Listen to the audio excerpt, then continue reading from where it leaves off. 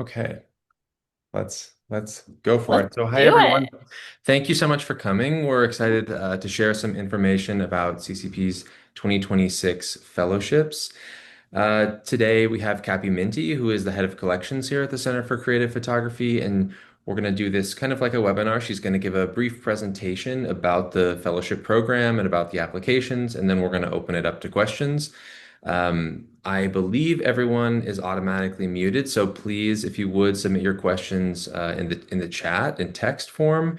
And if you have questions while Cappy's presenting, you're welcome to type those in, and I can interject if they're like relevant to what she's talking about at the moment, or you can save it for the end too. That's also fine. One thing I will say up front, and I think Cappy will mention this too, the application deadline is January 26th at 9 p.m. MST, which is Arizona time. And we have eight fellowships open this year that you can apply to depending on your interest. So I think that's everything that I need to share. So I'm going to turn it over to Cappy now. All right. Awesome. Thank you so much, Aiden. Let me share my screen and make sure this is working. All looking good. Yes, looks good. Okay, great. And also, thank you to Aiden for doing an amazing job in managing the logistics of this presentation and for circulating it. I really appreciate it, Aiden. And then to everyone, welcome. I am so excited to see, a really strong crowd here to learn about the fellowship program at CCP. This is one of the key ways that we make our collection accessible and also promote new research on our collection. It's also one of my favorite aspects of my job. I really love reading the applications each year and learning about kind of the exciting new work that's happening in the, diverse and ever-evolving field of photography. So as Aiden said, if you have any questions, please put those in the chat. I'll check in at various points, to see if there are questions and I can answer them as we go. And there will be plenty of time, I think, for questions at the end as well. And with that, I think we'll get started. Okay, so the first thing that I wanted to share with everyone is the CCP Fellowship website. This is kind of like our one-stop stop for everything you need to know about our fellowships and also where the application portal is. I think Aiden might have put that into the chat, so thank you, Aiden. When you come to this page, there are a couple of key things to be aware of here. So first, here you will have the link to our fellowship application portal. I'll talk a little bit more about the elements of the application in a bit, but this is where you'll go to submit your materials.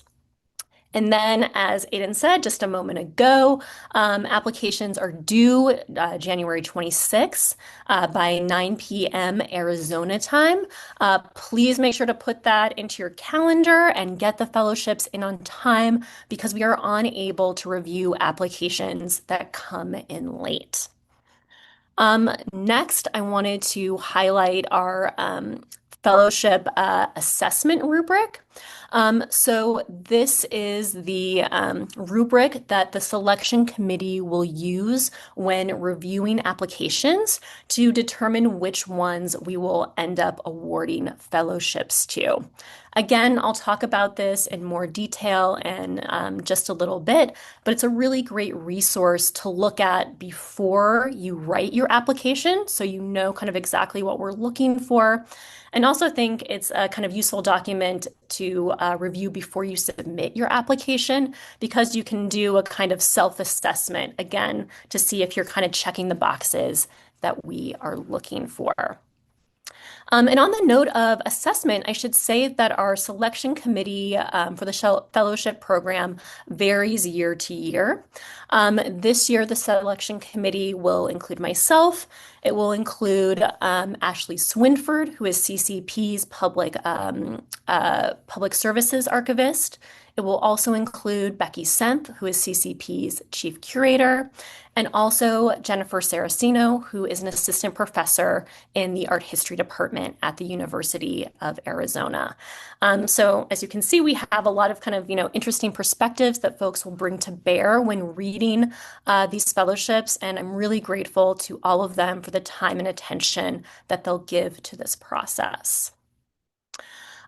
Next, and this is not where I have a little arrow, but I do want to highlight that we do have a list of current and past CCP fellows that you can view if you click here.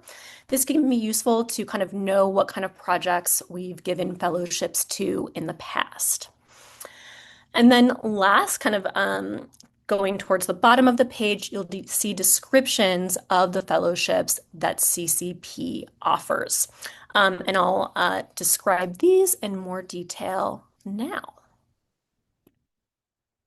Okay, so so the first thing I should note here is that CCP does not offer all of our fellowships every single year. Some fellowships are only offered every other year or only every 3 years or something like that. So before applying for a fellowship, please be sure to go to the website to see which fellowships are being offered this year. They will all be clearly marked that way. It's also important while you're there to read the descriptions of each of the fellowships that are available because this information will be really helpful when you're writing your application. You see 4 fellowship descriptions here. And as you can see, just kind of with a quick review, some of these are very broad in scope, and some are a bit kind of more targeted in the scope of who can apply for and be awarded the fellowship. So an example of, one of our broader fellowships is the Ansel Adams Research Fellowship. As it says here, it awards up to $5,000 to promote new knowledge about photography and the history of photography. So anyone who has an interest in studying and creating new knowledge about photography is welcome to apply for this, and they can work on all aspects of CCP's collection. On the other hand, you'll see some of our fellowships are more targeted in their scope. So a good example of this is our Joseph Breitenbach Research Fellowship, which awards up to $5,000 to support research into the art and career of Joseph Breitenbach, and as his work in archive relates to other works and archives in the center's collection. So this specific fellowship, like a number of others that we offer, is focused primarily on the work of a given artist whose archive is here, and perhaps how their archive relates to others. Another exciting new fellowship that we're offering that's a little bit more targeted is the Michael Hawley Artist Research Fellowship. This is new this year. And the funds for this fellowship will support an award up to $2,500 annually to help one working artist conduct research at the center. So in this case, this fellowship is focused on supporting working artists. So that's kind of the target we're looking for in terms of applications. I should say that the kind of broader fellowships that we offer, like the Ansel Adams fellowships, tend to get many more applications than some of our more targeted ones. So that's something to keep in mind as you're writing your applications. And definitely when you're writing your applications, mention the specific fellowship that you would like to apply for, and make sure that the description of your project kind of aligns with the criteria that are associated with that fellowship. Okay. And then these are for the other fellowships that we're offering in this cycle. Again, you'll see some that are more general and others that are more targeted. Okay, before I move on, Aiden, are there any questions about the fellowship offerings for this year? Seems like Nothing so far. okay, great. Okay, so now that you know the kind of fellowships that are offered and the criteria of each, we can now talk about the application requirements. So when you go to the application portal. These are the main things that we will be asking for. First, we'll just need basic contact information so that we can be in touch with you about the outcome of your fellowship. We also ask if you will be needing a visa to conduct research at CCP. We ask this because we offer financial support for visas for those fellows who will need that. We also ask for a recent CV or resume. This doesn't need to be super exhaustive. It can be a shortened version that just gives us a sense of your most recent research-related achievements and interests. All right, and then we're getting to the meat of what we are asking for. So the first main thing is your project description. So this is where you'll describe your research questions and goals, the role of CCP's collections in your project, and the contribution that your project will make to the fields that you work in or to the broader public. When we get to the rubric, I'll talk a little bit more about some of the key things that we're looking for, but just, kind of as it explains here, these are some of the main things that we're looking for you to address when writing the project description. We do have an 1,000-word word limit on your project description, so it needs to be fairly succinct. So please keep that in mind when you're writing this, and be sure to kind of hit those main points when you're outlining the description.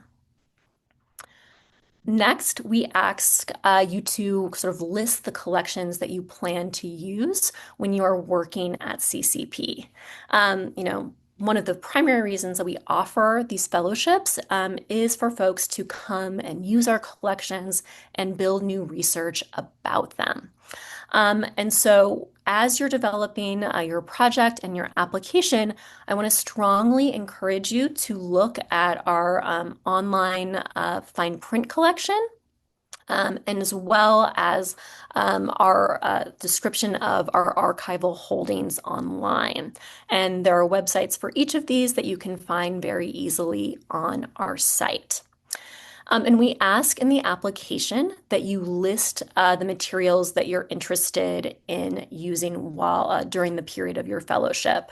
So for fine prints, that will be listing the individual accession numbers. And then for archival materials, this will be listing the kind of archive identifier and the box numbers for specific materials. And I should note that we want you to be quite specific when you're listing the materials that you want to look at. You don't just want to say, I want to look at the Ansel Adams archive, because that is, a massive, amount of material that would be, I think impossible to look at during any given fellowship period.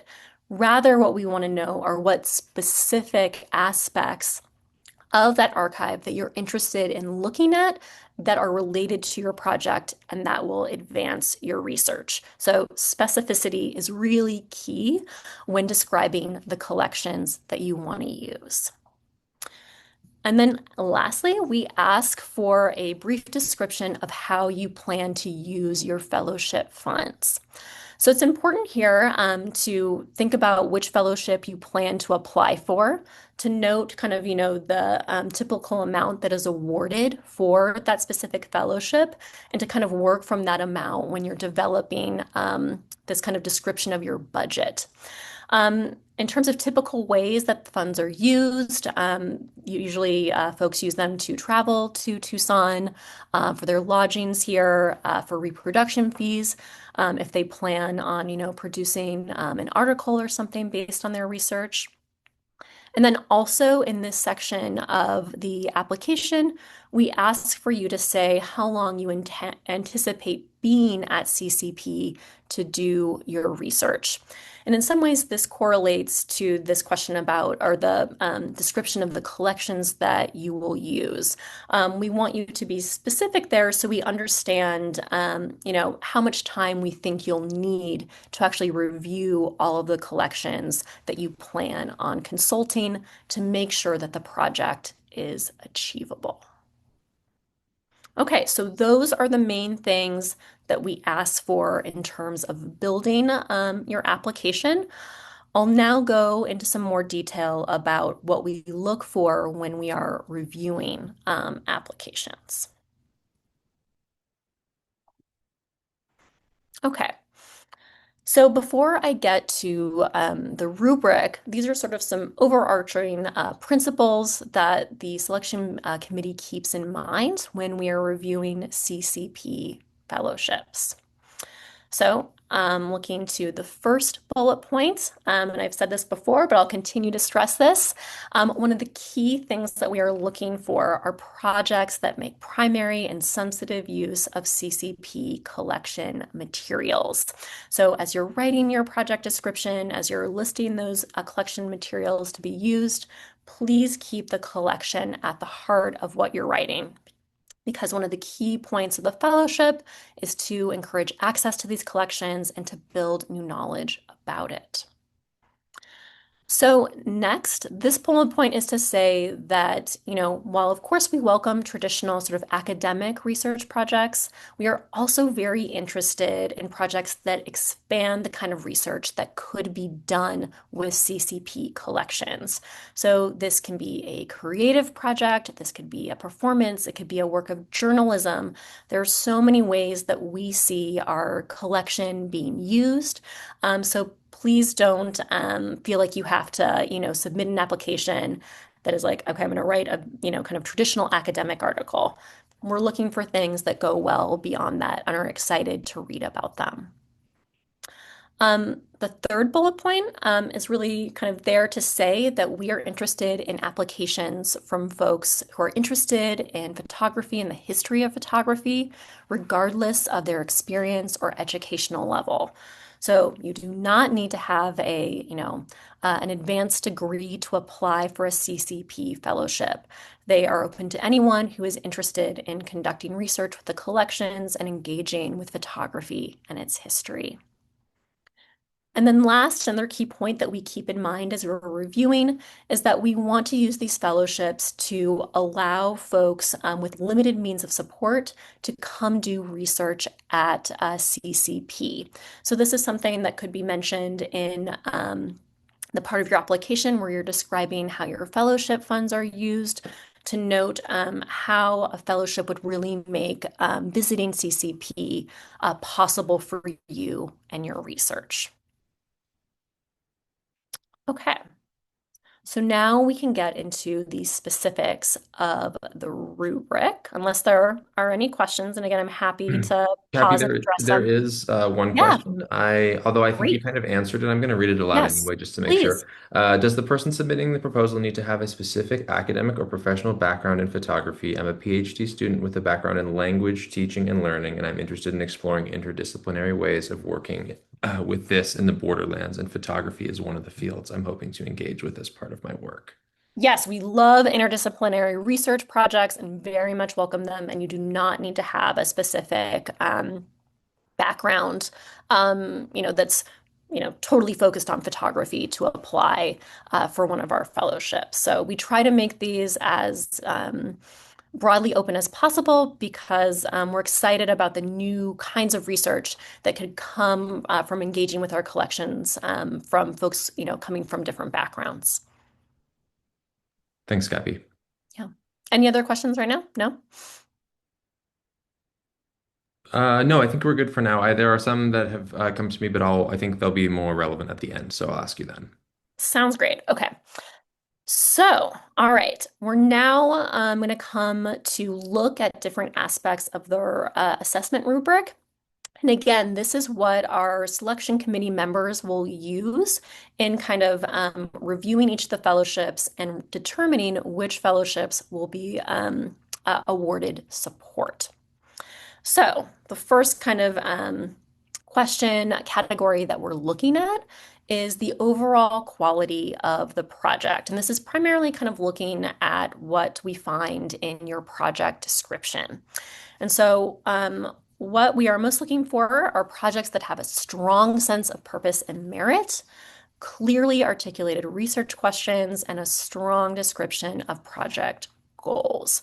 So we kind of, really want to know what you want to do, what you're trying to achieve, how you're going to achieve that at CCP, and then what are the kind of goals that come from completing your project at CCP.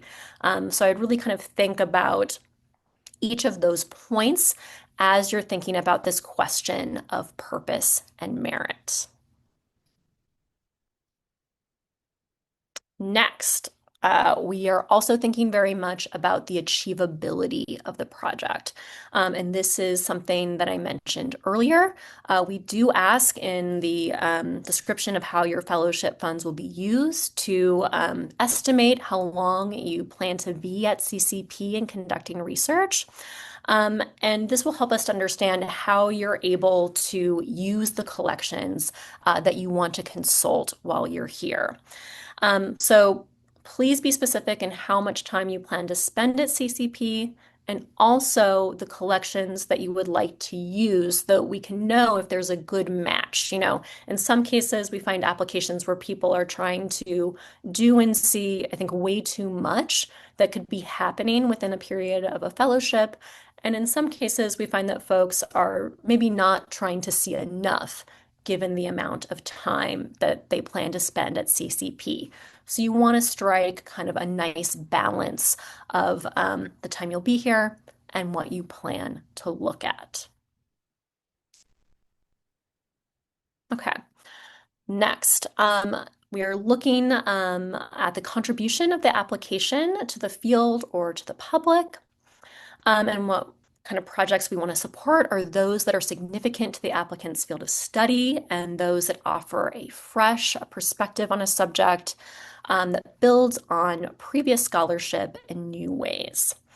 And maybe one of the best ways to illustrate this is to, talk about a recent project that we awarded. So we had a fellow who was here in the fall, who was working in Barry Goldwater's archive, photographic archive, which is held here by CCP. We found this project really interesting because the fellow was interested in looking at how Goldwater's photographic work was really central to developing his political, identity, and, kind of broadcasting the stories he was telling about himself as a politician. And we found this kind of fresh and exciting because often his photographs are treated, sort of separately from his political career and identity. And it was very cool to see these two brought together. So that's what we mean by offering kind of a fresh perspective on a subject. I'll also note here that it's great when applications mention other researchers who are informing the work that they're doing. This helps us to understand kind of the conversation that the project is having with other scholars and other practices. So don't shy away from mentioning the work of others when you are writing your application. Okay. So next, another important thing that we are looking for in applications is the perspective and point of view. And we want to support projects that offer an expansive or unique take on an applicant's subject and projects that open up new possibilities for discourse and offer or consider new perspectives. And I think, again, this is best illustrated by talking about a recent fellowship project that we supported. We have a fellow who is planning to come to CCP this spring, and they are going to be working in Joseph Breitenbach's archive. And specifically, they want to look at the period that he was working at Black Mountain College and the ways that he was teaching photography there. And the applicant is actually especially, or the fellow, I should say, is especially interested in how Breitenbach's teaching and photographic practice may have influenced the teaching and practice of Hazel Archer, who was a really important but lesser known female photographer, who's of course also really important here in Tucson. So what we really liked about this project was the way it was using the Breitenbach archive as a way not only to consider Breitenbach's teaching legacy, but also how that impacted other generations of photographers and teachers. Okay. And then next, the use of collections as described in the application. And I've said this before, I'll say it again. Use of collections is really, really central to the fellowship program. And so you really want to center that in your application. As it says here, we are especially interested in applications that are looking at collections that are uniquely held by CCP. In other words, this gives you a kind of edge in terms of, really needing to come and work with our collections in order to do the research that you would like. We also emphasize here that we're interested in folks who want to use our collections in their physical form. Much of our fine print collection has been digitized, and you can find those images online. And I think sometimes we encounter applications where it seems like actually viewing those works in their digitized form could be sufficient for the researcher in terms of what they want to accomplish. And so we really want you to make the case for why it's important to come to CCP and see the collections in person and what that in-person encounter will reveal to you that viewing the collections online will not. So please keep that in mind as you are writing your application. Okay. I know I just shared a lot of information about the application and review process. I don't know if we want to address any questions now. I also have some frequently asked questions that I can address before maybe we move to additional questions. I've gotten two, so maybe I can Yeah, just ask you those while we're paused for a perfect. moment. Mhm. The first one is, can I apply to more than one of the offered fellowships this cycle? That's a good question. I would focus on one fellowship that you think is the best fit for your project. That's my advice. And the second one is it possible to use the archival material to create artwork? Say, for example, using Edward Muybridge's or researching Edward Muybridge and creating a video around the photographs researched. And I thought maybe Kappy, Yeah.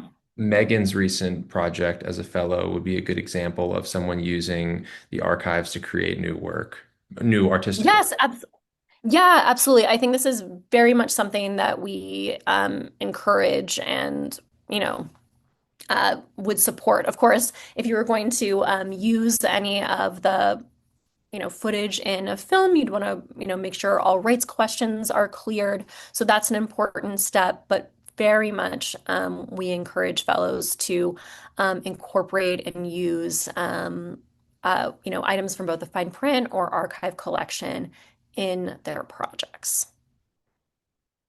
Great. Mhm. And then there's one more that just came in for the artist-specific fellowships. Is there a field to put work samples or a portfolio website, or should we just describe our practice as part of the project description? Great question. So I would just describe your project as in written form. You can, of course, include links to if you have a website with your work on your resume or CV. So that would be a way for the selection committee to take a look at the work while reading the application. Great. Thanks, Kappy. Those are the only questions that have come in so far. So if we want to keep going, that sounds good to Okay, me. great. All right, so I just wanted to address some questions that we frequently get when we're corresponding with folks about the fellowship program. So first, oh my gosh, you receive a CCP fellowship. Very exciting. What happens next? So I should say that we typically try to inform everyone about the outcome of their fellowship application in March. So we try to do a pretty quick turnaround in terms of the review. For those who receive a CCP fellowship, we'll send, a letter saying, that you've gotten the award. We'll also provide some paperwork in terms of making sure that we can give you your fellowship funds. And then we'll also give you information about setting up your research appointments and also offering, staff resources in terms of, helping you get to know the collection better before you come and do research at CCP. Um, Next question. If you are not offered a fellowship at CCP, do we provide feedback for improving applications? Yes, we are very, very happy to do that. And we very much encourage folks who did not get fellowships in one cycle to apply again. So if you did not get a CCP fellowship in one cycle, please reach out to me, and I'm very happy to provide some feedback for resubmitting your application in another cycle. Okay, when and how will I receive my fellowship funds? So, as I said a moment ago, if you receive a fellowship, we send some paperwork for you to complete to get you within University of Arizona's system. It is our typical practice to deliver the funds to fellows following the time that they are at CCP. So after you've been here and done your research. However, we understand that this isn't always possible for folks because it can be expensive to get to Tucson and stay here. So please, if you receive a fellowship and that you need to have the funds before coming, you can request that. All right, so the next question is about making research appointments and requesting collection materials to view. And here, before I even get into that, I want to say that you, of course, do not need to have a fellowship to come and do research at CCP. We are open to anyone who wants to come here and look at our collection. So this is sort of a question that is broadly applicable whether you receive a fellowship or not. But you'll see on our website that we have a really kind of detailed instructions for how you make appointments and request collection material. I should say that we do ask that folks make research appointments and request material a month or two in advance. We have a fairly small staff here at CCP, and so it takes some time for us to, gather everything that you'll need and to make sure that it's ready for you. I and my colleague Ashley also like to meet with fellows who are coming to CCP, to talk with them a little bit more about their research in advance of coming to make sure that we can provide, all the information that they're looking for. And sometimes we have suggestions for additional collection material that they may be interested in viewing. Okay. And then next, may I take photos of collection materials when conducting research? Yes, please do. You are very welcome to do that. And I mentioned this a little bit before. When it comes time to publish, we have a manager of rights and reproductions here at CCP who can work with you to provide higher quality images and to help clear rights before you use any collection material in publications. And then the last common question I get is whether CCP offers housing for fellows. We do not offer housing for fellows, though there are an abundance of options here in the Tucson area. There are a number of hotels within walking distance as well as further afield. And then there are also a number of short-term rental options that folks can look into. So you can sort of tailor the housing option to kind of your needs for your stay. Okay. And then I want to offer my email addressed here. So if, any other questions come up between now and the fellowship deadline, or if you're planning to apply next year and want to, kind of check in advance of that, please reach out to me. I'm always happy to discuss fellowship applications. And just to say, I'm really excited to read everyone's fellowship applications this year. And Yeah, thank you again for attending this information session. And I'm So, happy to Kappy, answer more yeah, questions. I was just going to say we have some coming in, so Yes, may I please. jump in with those? And thank you so much Please. for presenting all that. That was very good. So the first one is, are we able to ask specific questions about particular archives before submitting the application? And if so, who do we contact to do that? That And is when a they say, yes. for example, wanting to reference and include particular materials in our application. Great question. We strongly encourage folks to do that. We have a reference question kind of email address that you can also find on our site.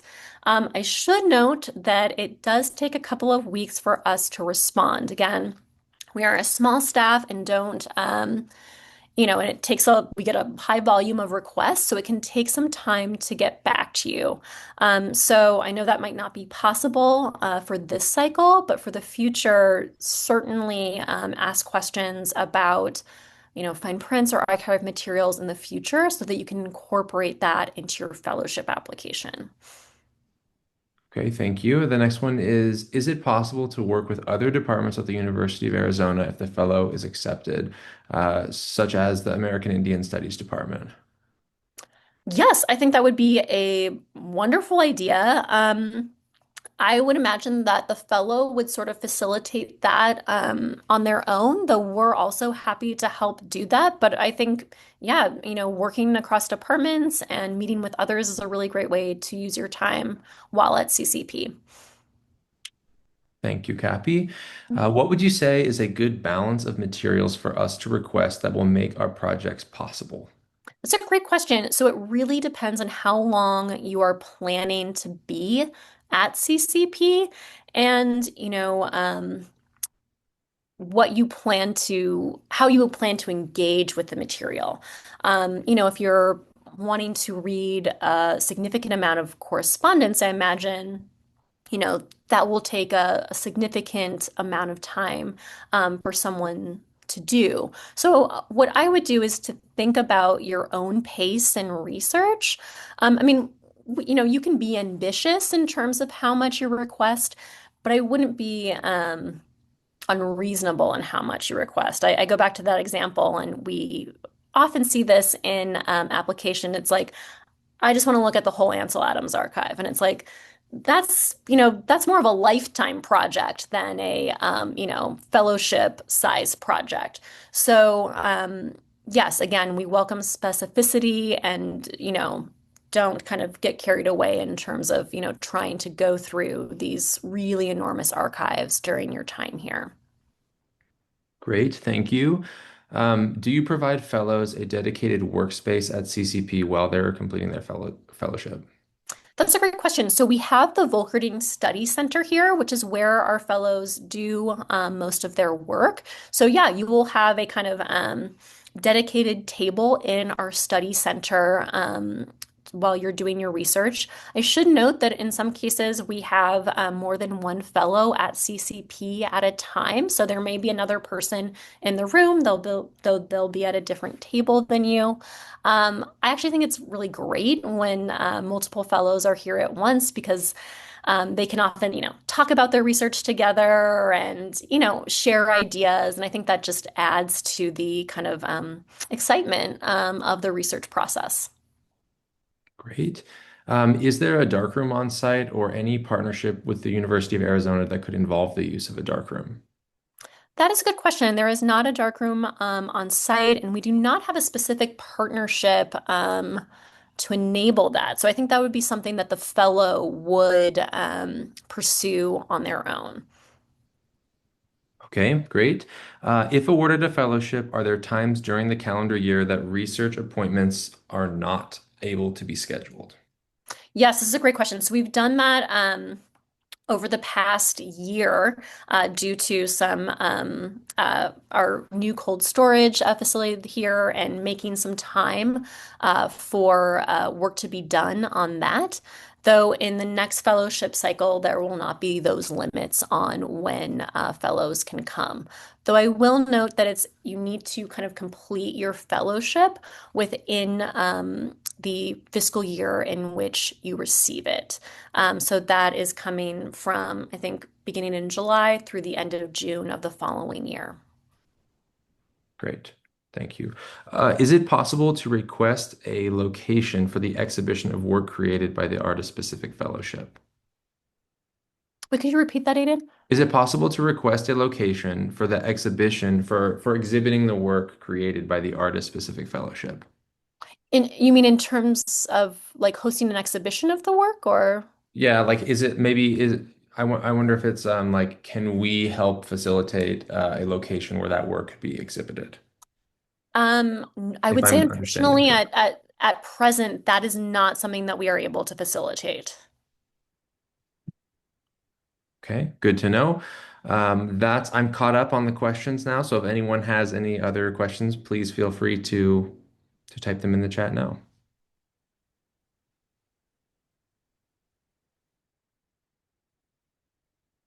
And of course, I'm sure questions will come to mind after you spend some more time with the fellowship application materials. And again, I welcome questions, and you can email me there. I recommend getting the questions in, well before January 26th. It may be hard for me to respond if I get some detailed questions, for example, on, you know, January 25th or something. So just be aware of that.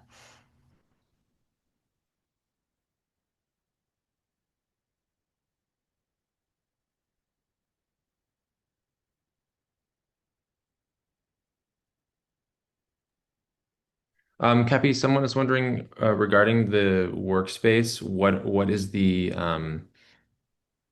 the amount of access that they would have during the time here? So like is it a 24/7 space? Is it what are the hours that it would be available?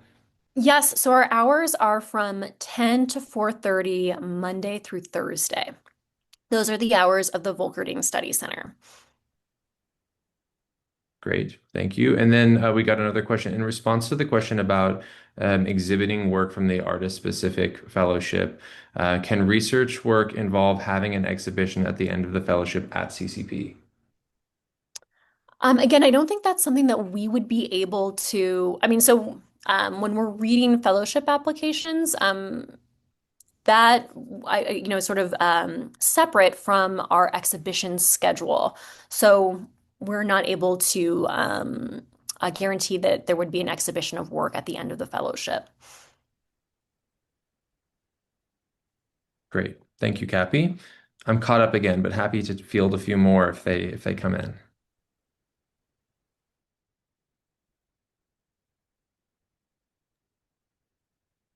One other thing I'll say, though, sort of related to that question about, exhibitions and maybe sharing the research more broadly. Something that we give the option of fellows the option of doing is giving a talk about their work while they are in residence at CCP. This is a really nice way to, connect with this, more members of the CCP staff as well as other folks at the University of Arizona and in the broader Tucson community. If folks, while they're here, really want to focus on their research, it's also possible to do a kind of Zoom session where they share some of their research findings following the fellowship. Those have also been successful and I think really interesting in terms of learning more about what fellows discovered during their time here. Kappy, we kind of covered this, but I just because it could be asked in a slightly different way, I want to Yeah. throw this to you also. Someone asked, could a fellowship involve the creation of new work in response to archival holdings and specifically new photographic work? Oh, yeah, we would absolutely love that. That would be a wonderful project that we would very much welcome. Great. And another question for you, is there a chronology of exhibitions mounted at CCP available online that someone could use to maybe identify the depth of the genres or the subjects or the places that the finding aids or keyword searches might not show?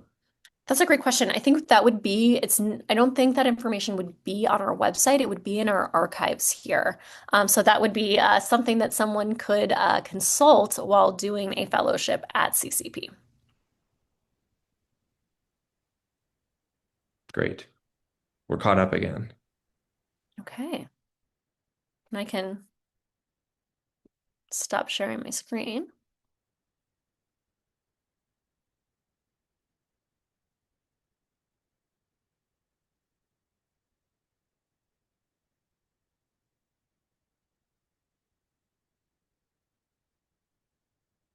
Well, these have been really excellent questions, and I'm happy to answer any others that come up for folks. And again, if I know we're nearing the application deadline for this year, but we will be offering the fellowships again next year if you want to, kind of, start planning for that early based on this information. And, you can reach out in advance of next year's cycle. We should be opening the fellowship cycle in October of this year.